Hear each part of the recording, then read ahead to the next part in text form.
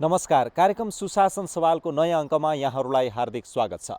अख्तियार दुरुपयोग अनुसन्धान आयोग र नेपाल टेलिभिजनको संयुक्त प्रस्तुति कार्यक्रम सुशासन सवालमा विशेष गरी हामीले सरकारी र सार्वजनिक निकायबाट प्रवाह हुने सेवालाई कसरी छिटो, छरितो र पारदर्शी ढङ्गबाट प्रवाह गर्न सकिन्छ भन्ने विषयवस्तु समावेश गर्दै आइरहेका छौँ।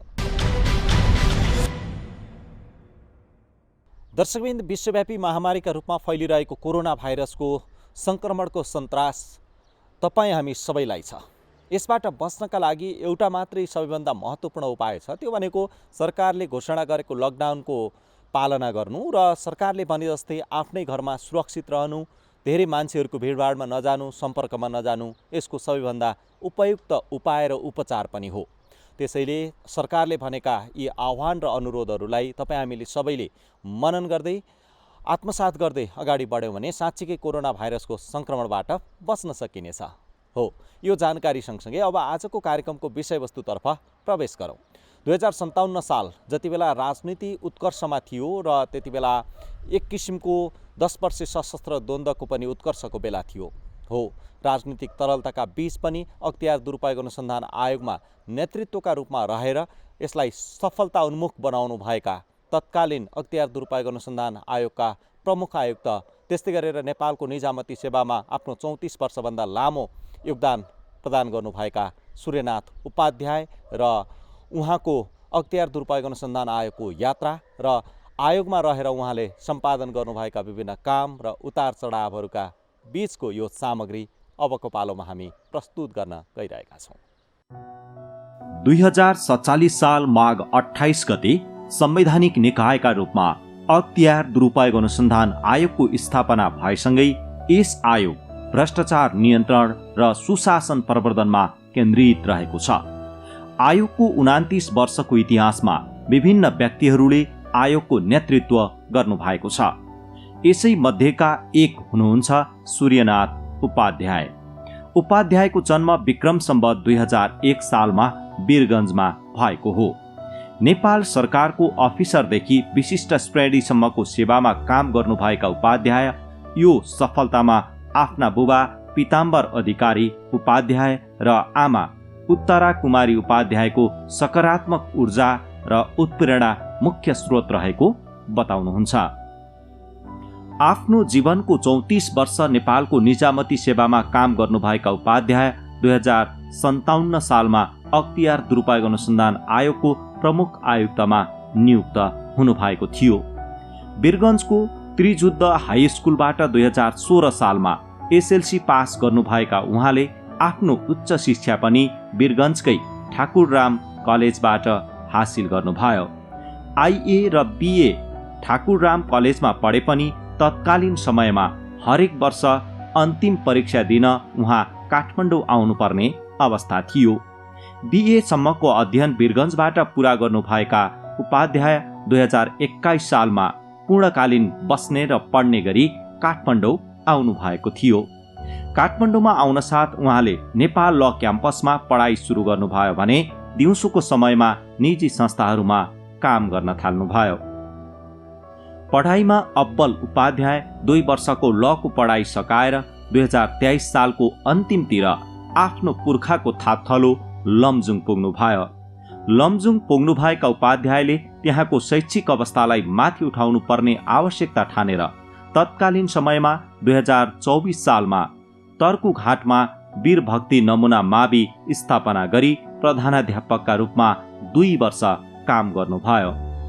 लमजुङ करिब 2 वर्षको बसाइ सकेपछि उहाँ 2026 सालमा काठमाडौँ फर्कनुभयो। उहाँले यसपछि 2 वर्ष वकालत पेसामा काम गर्नुभयो। 2027 साल चैत्र 12 गते अफिसरका रूपमा उपाध्याय कानुन मन्त्रालयमा प्रवेश गर्नुभयो। सरकारी सेवा प्रवेशसँगै उपसचिव र सहसचिवमा खुल्ला प्रतिस्पर्धाबाटै पदोन्नति हुनुभएका उपाध्याय तत्कालीन समयको जल तथा शक्ति आयोगको कानुनको डाइरेक्टर भएर काम गर्न जलस्रोत मन्त्रालय पुग्नुभयो। निजामती सेवा क्षेत्रको प्रवेश सँगसँगै उहाँको जीवनमा जीवन सङ्गिनीका रूपमा 2028 सालमा जनकपुरकी कान्ता अधिकारीको प्रवेश भयो। 5 जना दाजुभाइ र 5 जना दिदीबहिनी मध्येका माइला भाइका रूपमा जन्मनु भएका उपाध्यायका 2 छोरी र 1 छोरा हुनुहुन्छ। सेवा प्रवेशदेखि 2049 सालसम्म कानुन क्षेत्रमा काम गर्नुभएका उपाध्याय 2049 सालमा सेवा परिवर्तन भई ऊर्जा तथा जलस्रोत मन्त्रालयको कायम मुकायम सचिवका रूपमा काम गर्न थाल्नुभयो। यसको केही समयपछि सचिव बन्नुभएका उहाँ 2053 सालसम्म यसै मन्त्रालयमा सचिवका रूपमा काम गर्नुभयो। यस पश्चात उहाँ वातावरण उद्योग मन्त्रालयको सचिव हुँदै कृषि विकास मन्त्रालयबाट 2055 सालमा अवकाश हुनुभयो। सरकारी सेवा प्रवेश पहिले 2026 सालमै वकालत पेसा सुरु गर्नुभएका उपाध्यायले अवकाशपछि फेरि आफ्नो पुरानै वकालत गर्ने पेसा सुरु गर्नुभयो। यसै बीचमा 2057 सालमा अख्तियार दुरुपयोग अनुसन्धान आयोगमा प्रमुख आयुक्तका रूपमा उहाँको नियुक्ति हुँदा उहाँको नाम चर्चामा रहेको थाहा भए पनि आफूले पारिवारिक परामर्श बाहेक अरू कुनै व्यक्तिसँग सल्लाह र छलफल नगरेको उहाँ सम्झनुहुन्छ। मेरो बारेमा चर्चा चाहिँ निकै थियो, तर चाहिँ नि मैले गएर मलाई बनाइदिनु पर्यो भनेर म कसैलाई भनिनँ मैले, किनभने म नै स्योर थिएँ होइन त्यो बेलासम्ममा। के भनेदेखि म जान्छु कि जान्नु भने नै स्योर थिएन, किन मेरो आफ्नै प्रोफेसन चलिराखेकै थियो, राम्रै थियो, मेरो अफिस थियो। फेरि म कस्तो भने नि पहिले पनि वकिल थिएँ कि, जाहिर खानुभन्दा पहिले पनि 2 वर्ष प्र्याक्टिस गरेको थिएँ, वकिलै हो म, लाइसेन्स छ मसित। त्यसो भएको हुनाले म रमाएको थिएँ आफ्नो हिसाबले, त्यस्तो ऊ थिएन। तर घरमा पछितिर चाहिँ सल्लाह भयो, सबैलाई मैले सोधेँ, छोराछोरीहरूलाई, उसलाई पनि। अनि त्यहाँबाट होइन यस्तो अफर आयो भने जाने हो भने, अरू साथीहरूले पनि चर्चा छ अफर आयो भने जानुपर्छ भने मलाई भने मैले चाहिँ म दौडेर हिँड्दिनँ। पछि मेरो दिमागमा त्यस्तो भन्यो के भने दौडेर चाहिँ हिँड्दिनँ, अब भइहालेछ भने गरमलाई पनि जस्तो लाग्यो। अनि आफ्नै अफिसका साथीहरूलाई सोधेँ, मेरो चर्चा छ भयो भने के गर्ने त भन्दाखेरि होइन हामी आफ्नो तपाईँको अफिस हामी चलाइहाल्छौँ, तपाईँ चाहिँ जाँदा हुन्छ, जानुहोस्, त्यस्तो अफर आउँछ भने जानुहोस् भनेर भने। 2057 साल कार्तिक 18 गते आयोगको प्रमुख आयुक्तका रूपमा नेतृत्व सम्हाल्न पुग्नुभएका उपाध्याय 2063 साल कार्तिक 17 गतेसम्म आयोगको प्रमुख आयुक्तका रूपमा रहेर काम गर्नुभयो। प्रमुख आयुक्तको 6 वर्षे कार्यकाल सकिएपछि उहाँ पछिल्लो समय नेपाल भारत प्रबुद्ध समूह EPG को सदस्य समेत रहेर काम गर्नुभयो। अहिले उपाध्याय जलस्रोतसँग सम्बन्धित ग्लोबल वाटर पार्टनरसिप नेपालले गर्ने विभिन्न काममा सल्लाहकारको भूमिकामा रहनु भएको छ। अख्तियार दुरुपयोग अनुसन्धान आयोगको स्थापनाको तत्कालीन समयमा राजनैतिक परिवर्तनलाई संस्थागत गर्नुपर्ने आवश्यकता, जनतामा रहेको विकासको उच्च आशा र आवश्यकतालाई जति सक्दो धेरै क्षेत्रमा पुर्याउनु राज्यको मुख्य कर्तव्य थियो।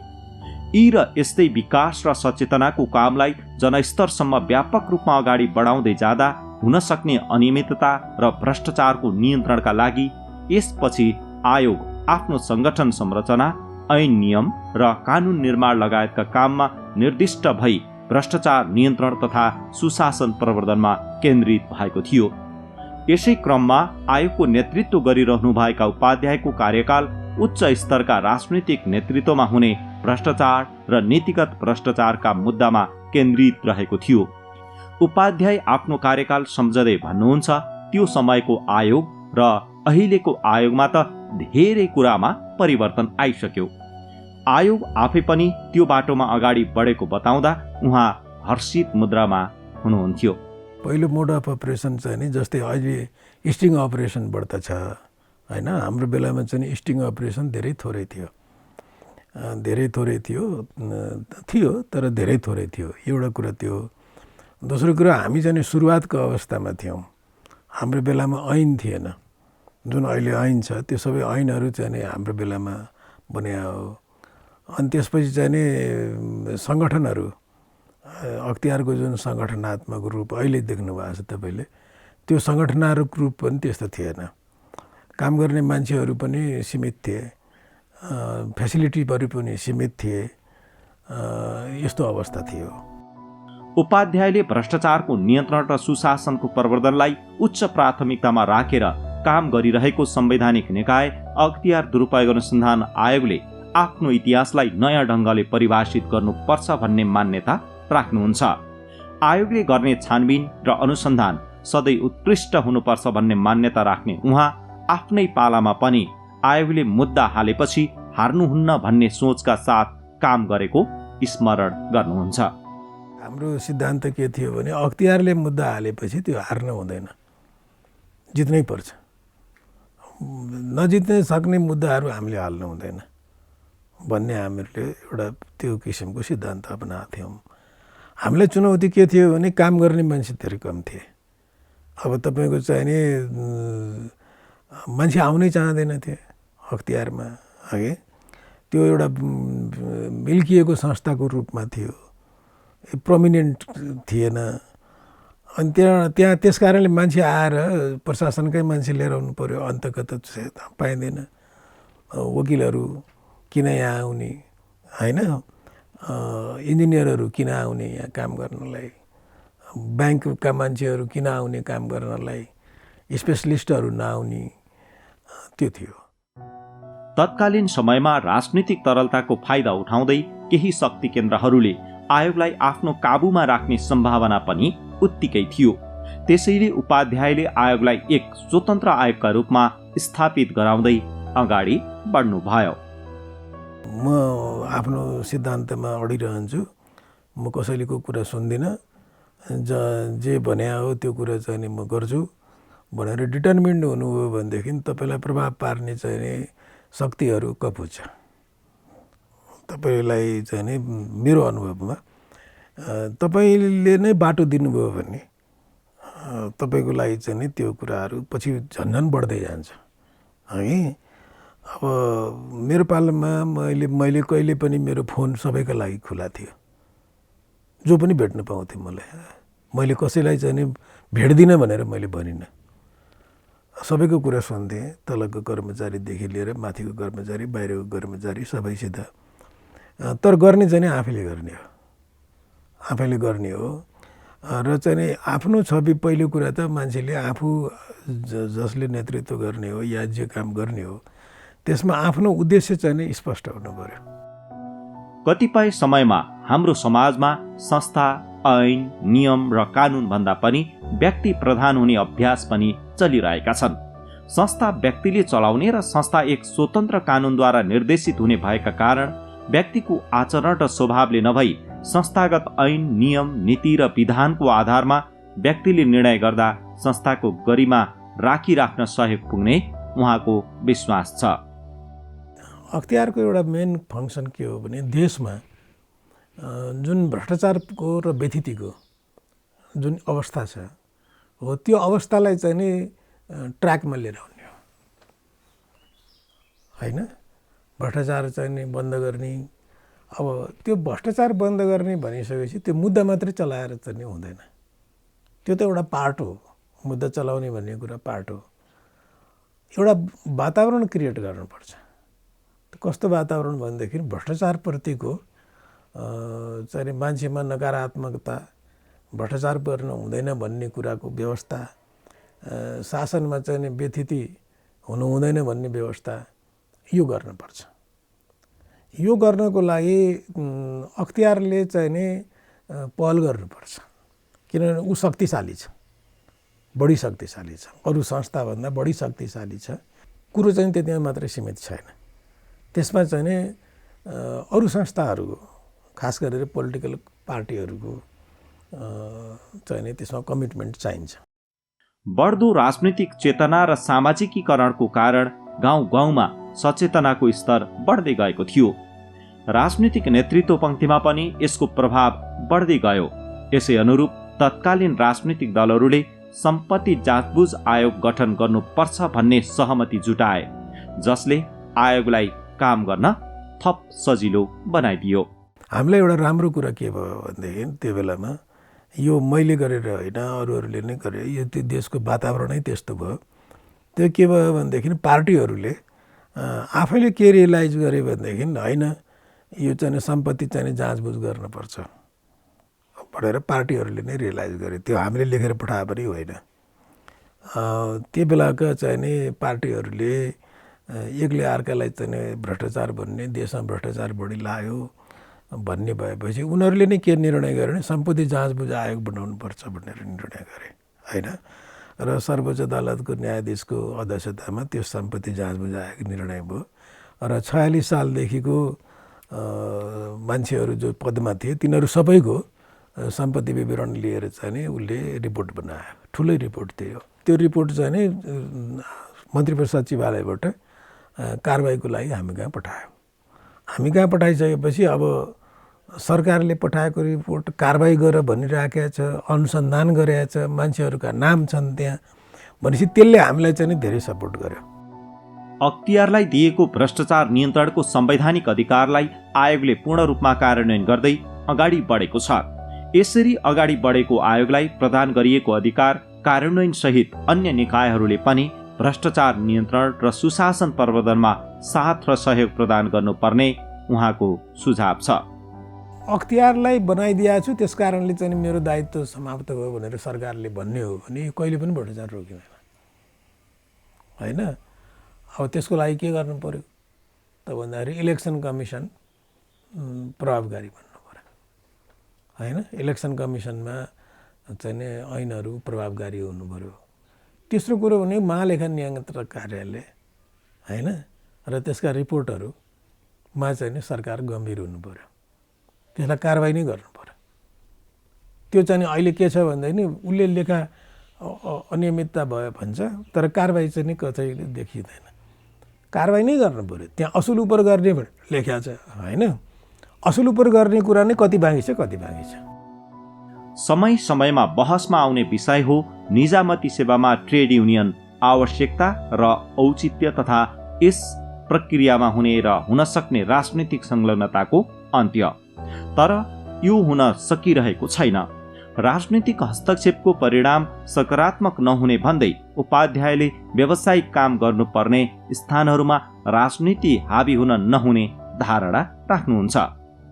यी राजनीतिक चाहिँ फस्टाउने आधार चाहिँ के भयो त भने यी यस्ता चाहिँ प्रोफेसनल संस्थाहरू, प्रोफेसनल काम गर्ने पर्ने ठाउँहरू, विश्वविद्यालयहरू यो सबै के भयो त भन्दाखेरि यो राजनीतिको अखडाहरू गए होइन त। अनि हुँदा हुँदा कर्मचारी सङ्गठन पनि त्यस्तै भयो।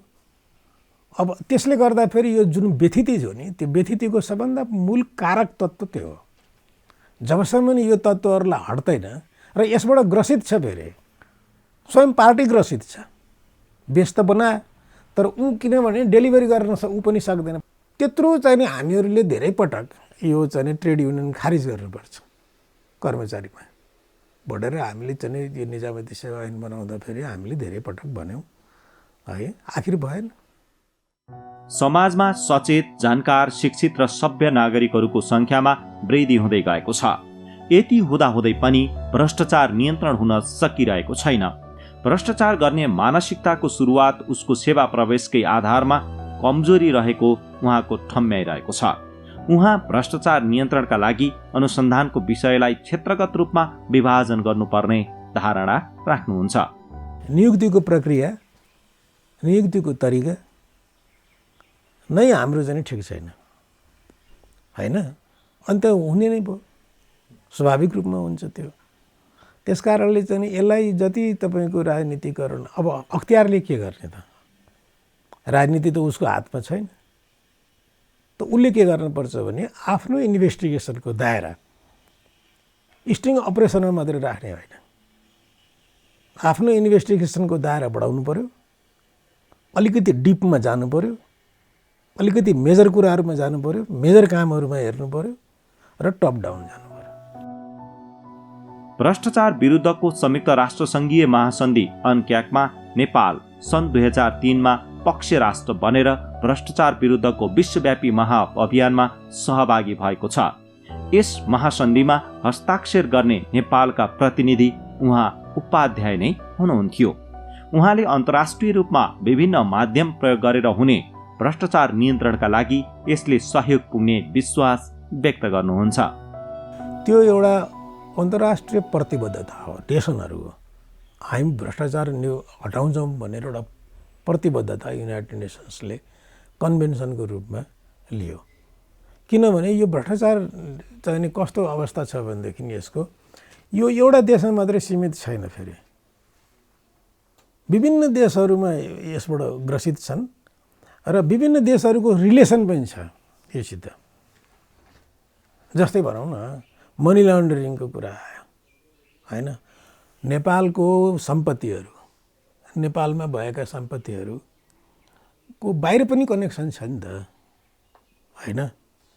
त्यसो भएको हुनाले अरू राष्ट्रहरूसितको सम्बन्ध, अरू राष्ट्रसितको सहयोग, अरू राष्ट्रहरूसितको चाहिँ एकबद्धता यो भ्रष्टाचार निवारण गर्नको लागि जरुरी कुरा हो।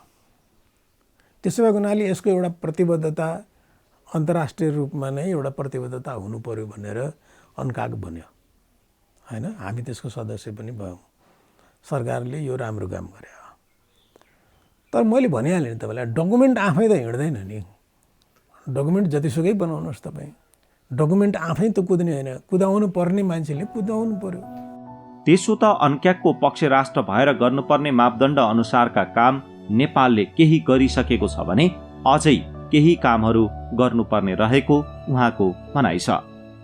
अब अख्तियारमा प्रष्टै चाहिँ के छ भनेदेखि अख्तियारले सरकारी संस्थानहरू, सरकारी लगानीको हेर्छ र त्यसपछि चाहिँ तोकिएको होइन, तोक्न पनि सक्छ नि त सरकारले। तोकिएको संस्थानहरूको पनि हेर्न सक्छ, कसैको पनि हेर्न सक्छ नि त। तोकिएको संस्थाहरूको हेर्न सक्छ, गजेटमा निकालिदिएर तोकिदिए भइहाल्यो, त्यो कुनै ठुलो कुरो छैन। तर तोकिया छैन अहिलेसम्म होइन त। एउटा उदाहरण मात्रै मैले तपाईँलाई भने।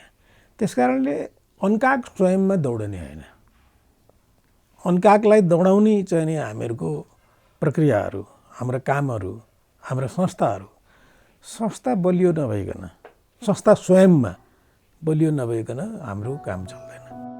विविध चुनौतीका बीच अगाडि बढेको आयोगलाई थप प्रभावकारी बनाउन क्षेत्रगत रूपमा विज्ञहरूको सहभागिता बढाउँदै भ्रष्टाचार नियन्त्रणका लागि दण्डात्मक अर्थात् कारबाही गर्ने मात्र नभई सुशासन प्रवर्धनका लागि समग्र प्रणालीमै विशेष ध्यान दिनुपर्ने सुझाव उहाँको रहेको छ।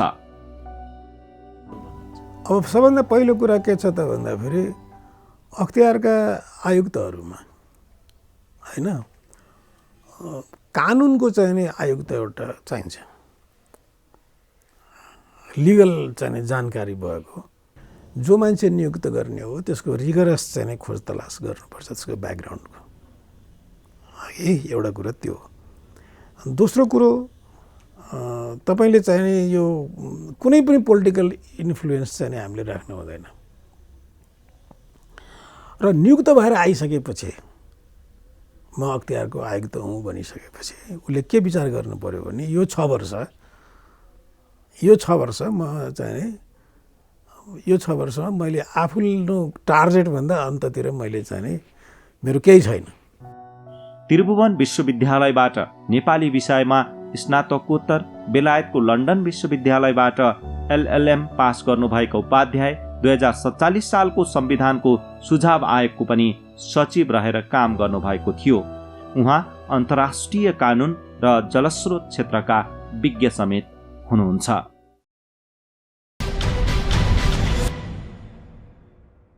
कहीँ कतै यस्तो बेलामा पनि अर्थात् यो लकडाउनको समयमा पनि भ्रष्टाचार र अनियमितता भएको जानकारी पाउनुभयो र थाहा पाउनुभयो भने तपाईँले अख्तियार दुरुपयोग अनुसन्धान आयोगमा पनि जानकारी गराउन सक्नुहुन्छ र आयोगका अन्य कार्यालयहरूमा पनि जानकारी गराउन सक्नुहुन्छ।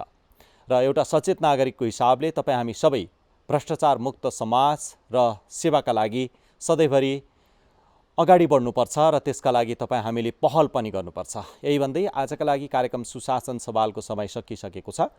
यो कार्यक्रम तपाईँ नेपाल टेलिभिजनको वेबसाइट www.ntv.org.np र नेपाल टेलिभिजनको मोबाइल एप्समा पनि हेर्न सक्नुहुन्छ भन्दै अर्को सातासम्मका लागि हामी सबै बिदा हुन्छौँ। बिदा दिनुहोस्। नमस्कार।